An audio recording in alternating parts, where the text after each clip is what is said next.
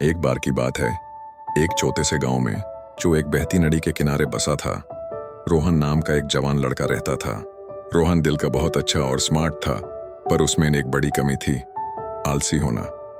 वो कामयाबी और आरामदायक जिंदगी का सपना देखता था, पर मेहनत करने के ख्याल से ही वो अपने काम को टाल देता था। उसका छोटा सा बगीचा, जो उसके परिवार के लिए ताजी सब्जियां दे सकता था, बिल्कुल खाली और घास फूस से भरा पड़ा था। एक दिन एक बूढ़ा समझदार माली, जो पूरे गांव में अपने हरे भरे खेतों के लिए जाना जाता था, रोहन से मिलने आया। उस खाली पड़े बगीचे को देखकर उसने धीरे से मुस्कुराया। रोहन से उसने कहा, तुम्हारा बगीचा इतना खाली क्यों है?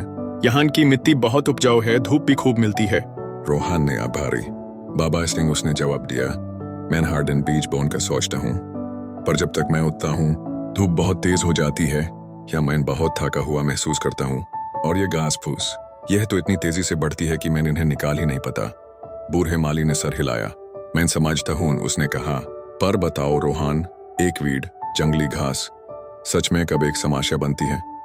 रोहन ने कुछ देर सोचा। जब वो बड़ी और मजबूत हो जाती है और बाकी सब चीजों से उलझ जाती है, शायद, उसने जवाब दिया। बिल्कुल सही, माली ने कहा।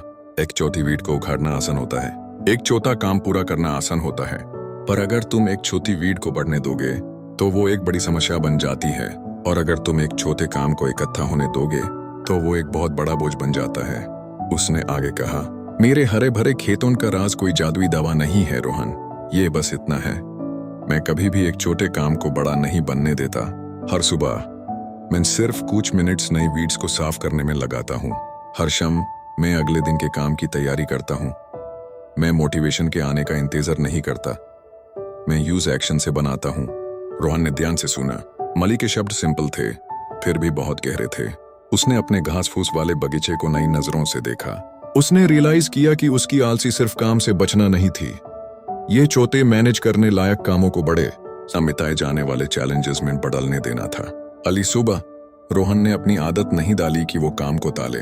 वो बस बाहर गया और प्योर घास फूस के घर को देखने की बजाय उसने एक छोटे से हिस्से पर फोकस किया। उसने कुछ वीड्स उखाड़ी, इसमें सिर्फ 5 मिनट लगे। अगले दिन उसने वही किया। धीरे धीरे हर दिन उसका बगीचा बदलने लगा। उसने कुछ बीज लगाना शुरू किया, फिर और उसने पूरे बगीचे को एक बार में साफ करने की कोशिश नहीं की, बल्कि हर दिन थोड़ा थोड़ा काम किया। कुछ ही महीनों में रोहन का बगीचा फलने फूलने लगा, ताजी सब्जियों से भरा हुआ। वो सिर्फ सब्जियां ही नहीं उगा रहा था, वो अनुशासन, डिसिप्लिन और नियमितता, कंसिस्टेंसी उगा रहा था। उसके दोस्त और परिवार इस बदलाव पर हैरान थे। रोहन ने सीखा कि आलसी को बड़े बड़े कामों से नहीं, बल्कि छोटे नियमित एक्शन से जीता जाता है। कामों को तभी हल करके जब वो छोटे और मैनेज करने लायक हों। उसने ताल मतोल के साइकिल को तोड़ा और लगातार प्रयास की शक्ति को पाया। उसकी जिंदगी भी उसके बगीचे की तरह खिलने लगी।